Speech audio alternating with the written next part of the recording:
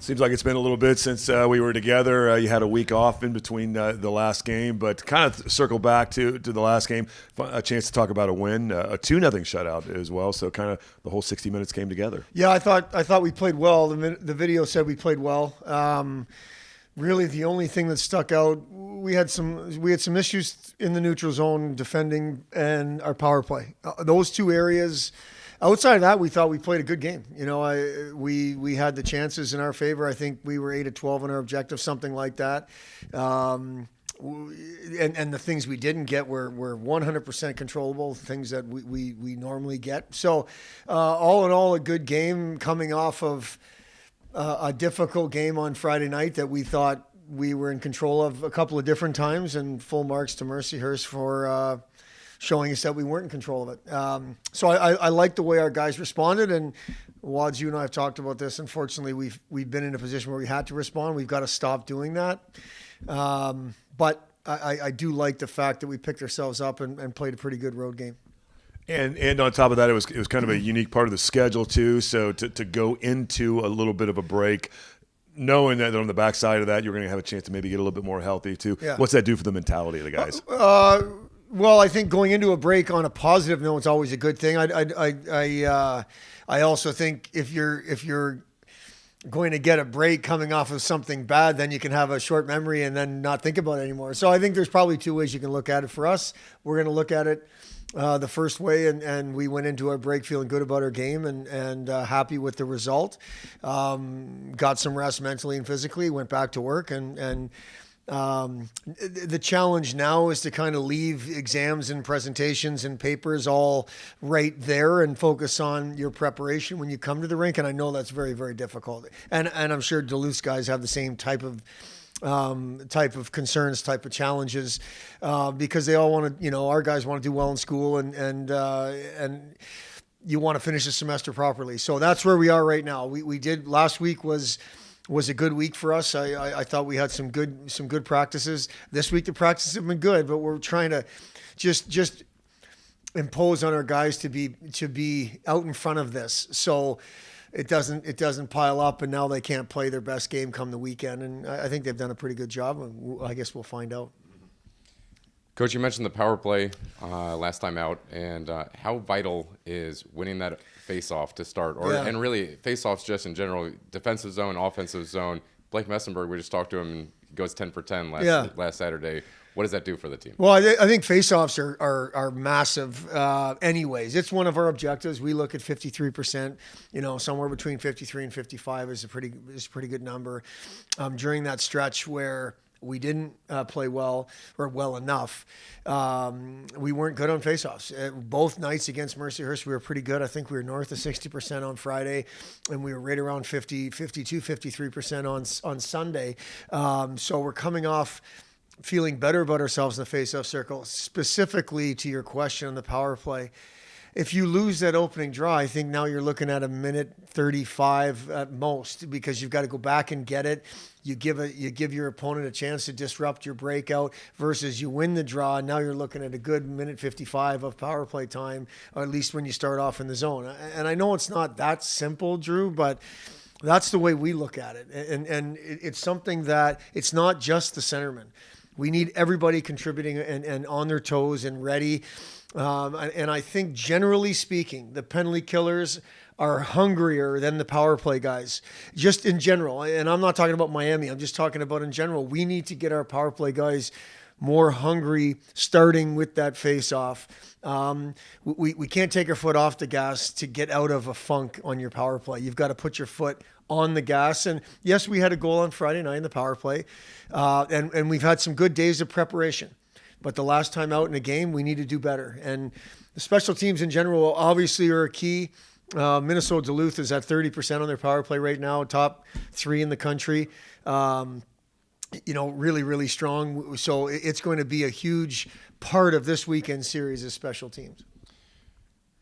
Looking back also at the last time out, Neaton plays a great game. earns a shutout. But what else were the skaters able to do as far as back checking and helping support? Well, again, with the exception of just our defending through the neutral zone, I thought we defended hard. We defended fast. I thought our details in our defending was good. I thought we jammed up a bunch of plays. Our stick on puck was good.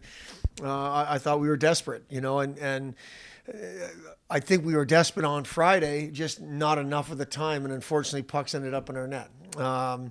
And the only puck to me that comes to mind is the overtime puck that I know Neitz wanted back, and he played a great game. He's our number one goalie at this point, and he earned the start on Sunday, and he showed that we did the right thing by putting him back in there and having trust and faith in him. And he did a nice job. So we're happy for him. He's one of those great kids that it's good to see good things happen to kids like that. And I think the way he responded on Sunday was good. And I do believe the group in front of him defended properly, whether it be 5-on-5 or 4-on-5.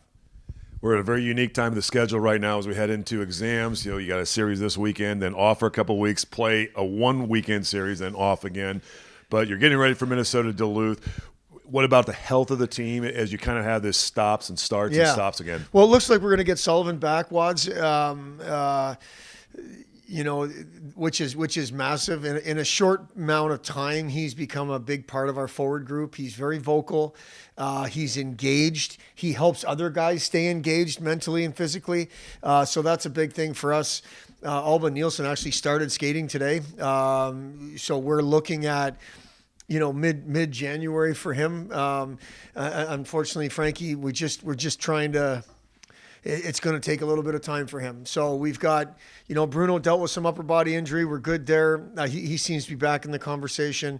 And then, we've knock on wood, we've been pretty healthy on the back end. So I do think, adding Sullivan helps.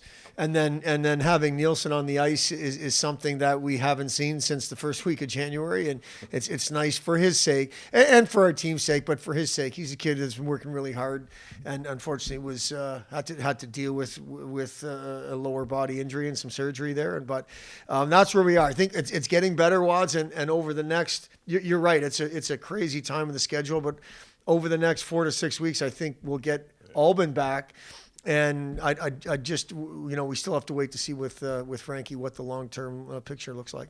You mentioned Minnesota Duluth. That's the opponent coming up here this weekend, and I'm sure they're coming off a split this last weekend, so they're probably not happy with the results that they've had at this point of the season. But they're always a well-coached team. They're great. They're Scott Sandlin, I've had a chance to get to know him a little bit since we've been in this league, and a guy that you want to coach like, as far as I'm concerned. His teams play the game the way they're supposed to be played. They're usually a big physical group. I haven't seen this group live, Wads, yet, so I just know that based on history that they're going to be really good. They're going to be really good. They're good in goal. They've got some guys on the back end that can really skate, and up front they've got kids that are dangerous. You look at them on tape and you have to forget about the record. I mean, we talked about this as we went into St. Cloud, and look what they've done with their record since that weekend. So we're not looking at any records here. This is Minnesota Duluth. There's guys in the team that have been around nothing but winning, and those are their expectations. We have to be ready to go. We want to end the first half properly, and know that we've got a very difficult opponent. Coach Sandlin will have them ready to go, and we know that, and we have to have our guys ready to go, and I believe we will be. Hey, Blake, last time out, you've had a week off, but last game out, you guys got a win. Finally, everything kind of came together, a good 60-minute effort, a shutout win on the road as well. So kind of the thoughts going back, looking at that win, how you guys played, how you played specifically, and what it's been like getting ready now for this next series. Yeah, I think that was a big night in net for us. I think Neitz kind of stood on his head. For the most part, the first and third were big periods for us. We were playing our game and working hard, but the second was a little sloppy for us, but it was nice to come out in the third and be able to finish things off for sure. And again, putting 60 minutes together too. So there's been so many games where it seems like the stat sheet shows you were right there, so close, and the results weren't coming there too. So trying to put it all together, I'm sure that was a great feeling for the guys. Yeah, for sure, and that's kind of been a thing we've kind of struggled with a little bit in the past as well. So it was good to finish the third period as well. What were you guys able to do as far as the skaters out in front of Neitz to help him out in securing that shutout? I think it's something to work on a lot in practice. I mean, connecting in the D zone and getting out pucks fast. I think one issue we've had lately is being sloppy around the blue lines, and that's caused them to get a lot of chances off our turnovers. And I think especially in the first and third in that game, that was a big part that helped us succeed for sure. This part of the schedule is kind of weird. You had you get home and away with a day off in between, then you've got a week off, and then now you got to get ready for Minnesota Duluth. So what does that do as far as how does that affect your preparation? To be honest, it's been good for our team. I think we've had some health issues lately, so this past off weekend was great in terms of that. In preparation, obviously, we play this weekend and then have another 3 or so weeks off. So, but it's good to get back to working on our special teams, which is something we need to keep doing to have success, especially in our league. So, when you're in the face-off circle, you had a pretty good night last time out. I think is it 11 for 11, 10 for 10 in the face-off circle. What are you able to do?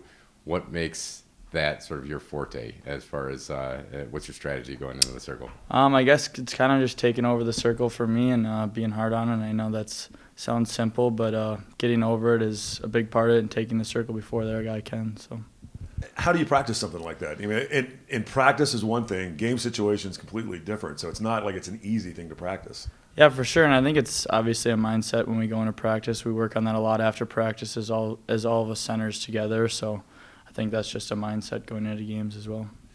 Your 3 career goals have all come in North Dakota. I know that's kind of a special place for you too. So maybe tell a little bit about what it's like to score. Probably one of the hardest places to ever score a goal. It's always a good feeling going there, knowing my grandpa actually went to school there, played football there, and so I kind of have a personal connection, and it seems like my extended family is always watching when I'm playing there, so it always feels good to go there, and I always feel like excited to play, I guess. One final thing too, student athlete part of things. You got the athlete part coming up, practice right now, we're talking about it. The student part though, you got final exams coming up. What's the preparation like in your head, trying to balance those two things out, especially as you get ready for finals? I think that's the whole finals things is kind of a Monday through Thursday thing, and Friday and Saturday it's pretty much all hockey for me. I think that's the case for most guys on our team, but come Sunday, that'll be an issue I'll worry about later.